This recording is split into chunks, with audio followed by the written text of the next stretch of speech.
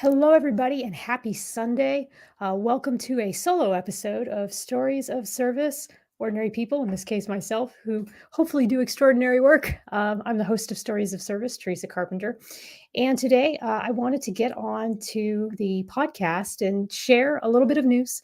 I have a few updates for you all that I've been meaning to get out, and I've just decided to bank them all into this show because I had another reason, because I want to ask a favor from all of you for an upcoming episode that I think is going to be really, really special. So first off, I've been meaning to say and give a shout out to NATO School Omer Gamagao. I'm probably pronouncing that incorrectly. I do have permission to share this letter. This was a thank you note some months back, I think dated 22 November, where myself, Jamie Maroney, and a member of our IO team were guest speakers for their NATO Stratcom Foundations course. And after we did the virtual seminar, where we each gave our respective areas some training, and it was a really great broadcast. We about like 60 people in the class, lots of great questions. I think I covered information environment assessments and other things. But you don't normally get a thank you note that's just so well written and kind. So special thanks to Colonel Smith. He actually didn't even write me the thank you note. As you see here, he wrote it to Vice Admiral Utley, who is actually my boss. And then my boss, Vice Admiral Utley, he ended up routing this like officially through our command chain. So it was just such a considerate thing. I mean, I saved it, and I'll probably put this in my scrapbook. Just even the couple 3 paragraphs that are on here are just very heartfelt, and they're very personal to what we did and how the mission of NATO is enhanced by guest speakers like ourselves who do this. So I just wanted to give a shout out to the NATO school. I really enjoyed the Stratcom Foundations course.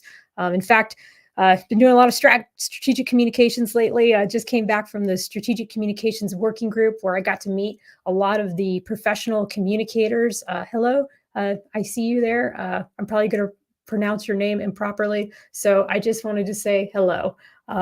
Yes, and I am just very grateful that they took the time to write a thank you note. And speaking of thank you notes and other considerate things, again, I said I would share 3 random acts of kindness. The next one is a really special Christmas card that I got.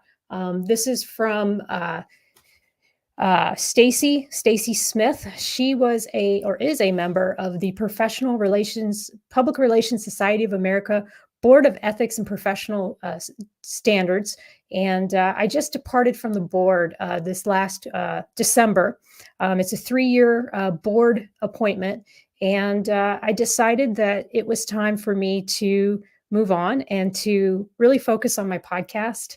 I have been so indebted to the Public Relations Society of America for most of my professional, obviously all my communications career, not necessarily Navy career, because I've had 2 other jobs, but in as a professional communicator, getting my accreditation in public relations with a military affiliation, just being assigned to them from a professional development standpoint, it's something I highly recommend to communicators.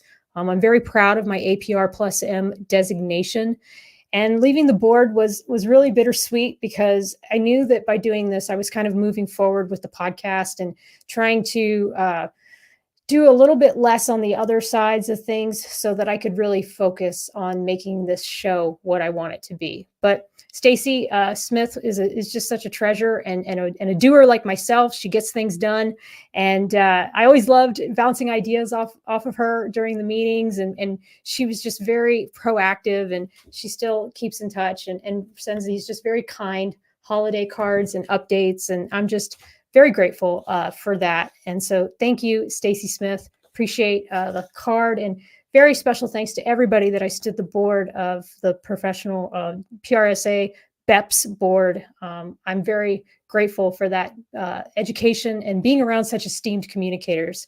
A lot of the people who do those boards, they're not the most junior people in the public relations industry. They're very senior communicators, many from academia and many who do amazing things for the profession. So I definitely want to give credit where credit's due.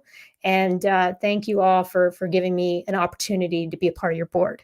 Lastly, third random act of kindness, I want to give a special thanks to the micronation of Slowjamistan. They recently sent me this here.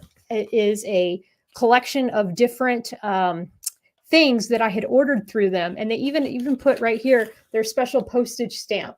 Slowjamistan is a micronation near Palm Springs. It is run by the Sultan Randy R. Dubs. He is actually a radio DJ in San Diego who literally bought a plot of land, I want to say for close to $20,000, and put up a sign, developed a border patrol, calls it the Porter Patrol, and now has this mini community of people. So I ordered from him a couple things. I thought I had just ordered a passport and maybe a flag, but I got all these other things too. So I wanted to definitely give him a shout out. I did get a People's Republic of Slowjamistan passport.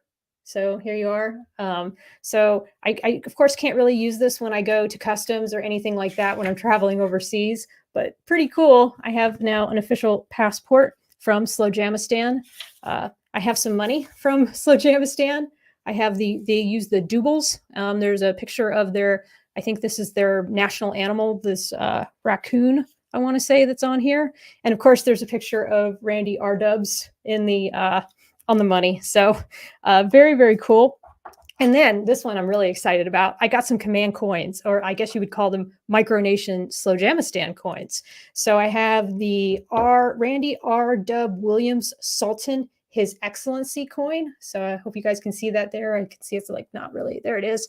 And on the back, it's really neat. It's got like how much it's worth, the 100 doubles from the Republic of Slowjamistan.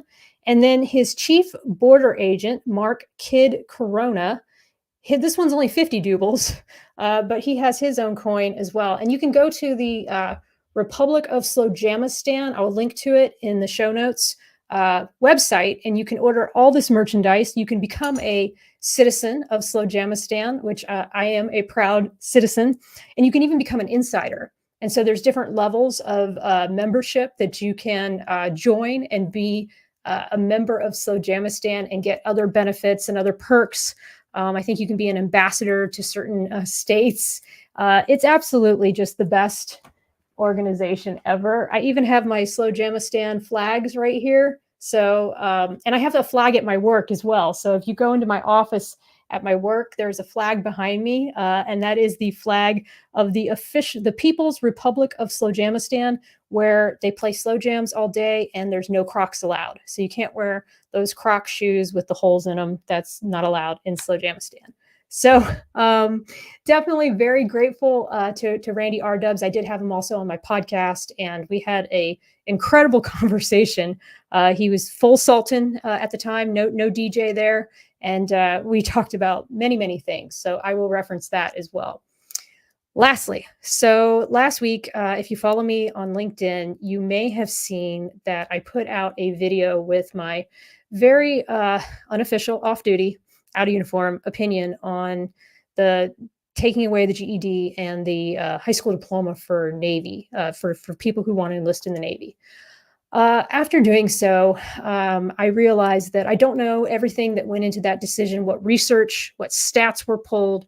I was basing it off of my own personal reflections on what a diploma meant to me, and also on what I was seeing online and some of the chatter in the comments. But I realized after doing so, number one, I offended people that I respect who had worked very hard with their policy people to put this out, and I don't want to do that. And then number two, this definitely impacts where I go next. And so one of the things I always have to do as a public affairs officer in the Navy is to be really careful about not blurring the line between my personal opinion, off duty, out of uniform, and then what I do professionally. And so I think if I was on the inside and I was there, I could probably sell that program a lot better. If I had known more about it, maybe I could have sold it better. So it's really important to me to respect certain issues and to not go into those kinds of depths sometimes, but sometimes I'm just so passionate. And that's really why I wanted to get on the show today and ask all of you a special request. I'm going to be partnering with my friend Ryan Sweazy from Walk the Talk Foundation. He is going to interview me. So that's going to be interesting because I know he can get very deep like I can, and he's going to ask questions that I think are going to be hard for me to answer. But I think it is good for you guys to see in real time, live, unscripted, unredacted, authentically, who I am, why I do what I do. And if there's going to be a question that gets too personal, gets too deep, I'll tell him. And we will model what I think authentic communications looks like. I know I put out a lot to you guys about how I just want to see senior leaders in Congress having conversations in real time and unscripted and making mistakes and doing all these things. And so I thought the best way for me to explain what it is I mean is by having somebody ask me hard questions. And so this is your opportunity. Signposts. Oh, hey, Charles, signpost us to that. I don't know exactly what you mean by that, but I'll double check in the comments later on and get back to you. Anyway, I'm really nervous even talking about this to you guys. But I think that that's the only way that we solve problems is by having open conversations. And I try my best at work, here online, here in these videos, to just be completely transparent and to be myself. And even when there's something I can't talk about, like last week, Francesca did that in her podcast to me. I asked her a very specific question about her investigation. It was something she couldn't really talk about because the investigation was ongoing. And it was just it hit a little bit too close to home. It was a little bit too personal. And it's something that she doesn't know one way or the other is substantiated. And so it was the right thing for her to do to not answer that question. And I might have the same reaction to some of the things that Ryan asked me or some of the things that you guys asked me in the comments.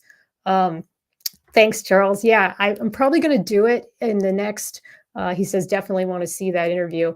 I'll probably do it in the next couple weeks. I have a exercise with NATO called Dynamic Manta that I'm super excited about doing in Catania at the end of this month. So I need to balance that with, of course, all the weekly podcasts that I have signed up. But because this came up and because I continue to have on whistleblowers and people who speak out and speak up, me and Ryan both thought that this was a good idea and that this could be something that can really show people what we mean by having an authentic conversation about hard issues. So anyway, if you have a question for me, if something I've said has offended you, or you feel like I could have said it better, or you really want to ask me a question that's hard, or that's even just, typical, what did you do in your past careers in the Navy? Why have you always gravitated towards operational jobs? I don't know. Anything. Why do you love animals so much? Please put those questions in the comments. If you're joining me on YouTube, hit that subscribe button. Put those in the YouTube comments. Put them in the Twitter. I'm on X now as well. Not very many people follow me on X or watch this on X, but I am on X.